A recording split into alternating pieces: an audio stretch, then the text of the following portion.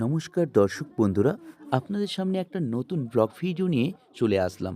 দর্শক বন্ধুরা, আপনারা আজকে দেখছেন বিহার রাজ্যের পরেশনাথ পাহাড়ের দিকে যাওয়ার কিন্তু রাস্তা।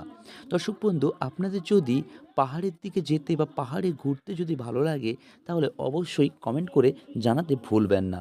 তো কাদের কাদের এই পাহাড় নিয়ে প্রচণ্ড আনন্দের ব্যাপার আছে, তারা কিন্তু অবশ্যই কমেন্ট করে যাবেন। দর্শক বন্ধু, আমি যখন শুনলাম যে আজকের সকালে পরেশনাথ পাহাড়ের দিকে কিন্তু আমাদের গাড়িটি যাবে, তখন আমি কিন্তু খুব আনন্দিত হয়েছিলাম। কারণ পাহাড় শুনেই কিন্তু আমার একটা আনন্দভোগ কিন্তু কাজ করে। আমি পাহাড়ে ঘুরতে কিন্তু প্রচণ্ড ভালোবাসি। পাহাড় নিয়ে আমার একটা আলাদা একটা একটা অনুভূতি আছে। তো এই অনুভূতির মাধ্যমে কিন্তু আমরা পরেশনাথ পাহাড়ের দিকে কিন্তু এগিয়ে যাচ্ছি। তো যখন শুনলাম পাহাড়ের দিকে যাব, তখনই কিন্তু আর আনন্দ না ধরে রাখতে পেরে পুরো ড্রাইভারের সামনে কিন্তু এসে বসলাম। বললাম, আমি এখানে বসে একটা আপনাদের সামনে একটা এই পাহাড়ে যাওয়ার একটা রাস্তার কিন্তু ভিডিও করব। তো সেখানে যেই ভাবা সেই কাজ, সেই নিয়ে কিন্তু একদম ড্রাইভারের গায়ে কিন্তু বসে গেলাম।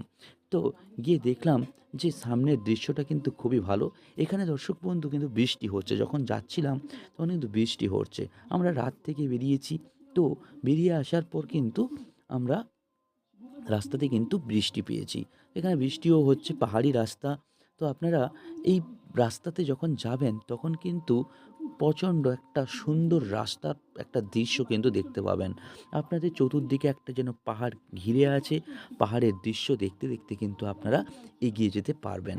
তো এই পরেশনাথ পাহাড়ে আমরা কিন্তু থেকেছিলাম, পরেশনাথ পাহাড়ের গায়ে কিন্তু আমরা থেকেছিলাম একটা বৌদ্ধ আশ্রমে। তো সেখানে যে দাদা আছে তিনি কিন্তু বাঙালি। তিনি কিন্তু খুবই ভালো আমাদের একটা পরিচালনা করেছিলেন।